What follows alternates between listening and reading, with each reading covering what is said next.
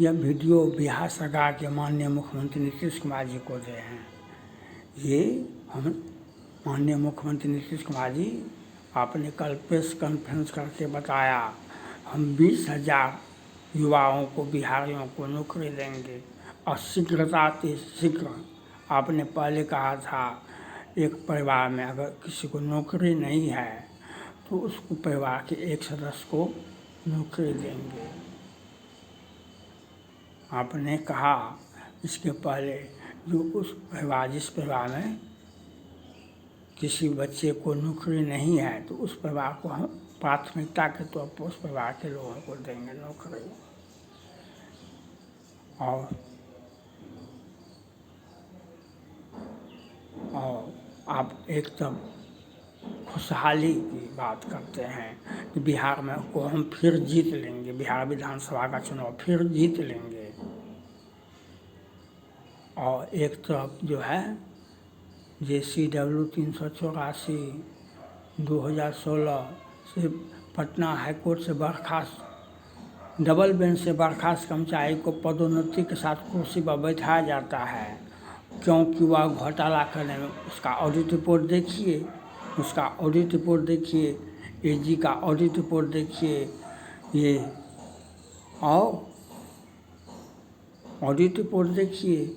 और हम कास्ट से वंचित हैं, हमारा केस में नाम नहीं है, हमारा कास्ट से हम वंचित हैं, हमारा PFO नहीं मिलता है। और एक तरफ से हाईकोर्ट से बर्खास्त कर्मचारी को बार सेवा विस्तार मिलता है, एक तरफ से हाईकोर्ट से बर्खास्त कर्मचारी को बार सेवा विस्तार मिलता है। ऑडिट रिपोर्ट देखिए सहरसा नगर, ये सृजन घोटाला से बड़ा घोटाला सहरसा नगर निगम में है। आप CBI को, ED को भेजिए, यहाँ पर CBI को, ED को, आप अपना छवि को तो साफ कीजिए। आप जनता के बीच में क्या जाइएगा, जनता के बीच में जाने का क्या औचित्य है। 50,000 करोड़ का पुलवा गिरा तो आप जनता आपसे नहीं पूछेगी। आप सहरसा नगर निगम में घोटाला हो रहा है, अखबार पर पदाधिकारी आते हैं, लूट-पुट के चल देते हैं और अपने लोगों को रख देते हैं। तो इसका CBI जांच होना चाहिए, ED का जांच होना चाहिए। ये सिलसिला लंबा चल रहा है यहाँ पर। और हम एक तो हाईकोर्ट से बर्खास्त कर्मचारी को, डबल बेंच से, ट्रिपल बेंच से बर्खास्त कर्मचारी को पद पर बनाया जाता है। 60 वर्ष के बाद उसको सेवा विस्तार पर बार होता है।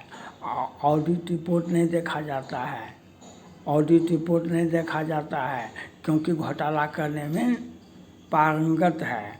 घोटाला AG का ऑडिट रिपोर्ट देखिए, सहरसा नगर निगम में नीरज वर्मा जी का 9 नंबर में JCW 384 2016 9 नंबर में देखिए नीरज वर्मा जी का नाम, उनका ऑडिट रिपोर्ट देखिए। अपने लोगों को एक ही योजना, हाँ उसका काम किया था, उसका भुगतान 20 वर्ष पहले वह काम करके बैठा हुआ था, उसका भुगतान करेंगे। संतोष कुमार का देखिए 34 नंबर 34 में नाम है, उसका देखिए बस स्टैंड में पहले भी 55 लाख में बस बिका था, आज भी 55 लाख में बस स्टैंड बिका। उसका रेवेन्यू देखिए कितना जमा किया है। गणेश लाल देव क्या हजार होल्डिंग काटा है, उसका ऑडिट रिपोर्ट देखिए। तो ऑडिट जो संवैधानिक संस्था है, ऑडिट रिपोर्ट तो हर कर्मचारी का होता है, तो उसका देखिए। और एक तरफ से ज्यादती है हमारे साथ, PF भी नहीं मिलता है, आयुक्त के आदेश पर हमारा योगदान भी नहीं लिया जाता है और हम सेवा से वंचित भी हैं और PF भी घोटाला होता है। ऐसा भी सहरसा नगर निगम में हुआ है। तो इस पर आप कठोर कार्रवाई, ये घोटाला, सृजन घोटाला से बड़ा घोटाला सहरसा नगर निगम में है। वे पदाधिकारी आए और पहले के घोटाला को एडजस्टमेंट करके चले गए। आप CBI को, आप अपना छवि को साफ करना चाहते हैं तो CBI को, ED को भेजिए। यहाँ के पदाधिकारी को, यहाँ के कर्मचारी को जो फाइल का संधारण करता है उसका संपत्ति का जांच कीजिए। ED को, CBI को भेजिए। ये जनता आपसे पूछेगी।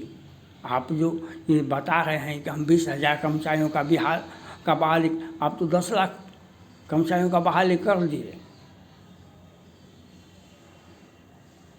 10 लाख कर्मचारियों का बहाली कर दिए। तो 20,000 से क्या होगा? आपने पहले कहा कि जब एक किसी परिवार में किसी को नौकरी नहीं है, परिवार में किसी बच्चे को, तो हम उसको देंगे नौकरी प्राथमिकता के तौर पर। तो आप उसको दीजिए। विभाग में किस जाति की संख्या कम है उसको न भरिएगा।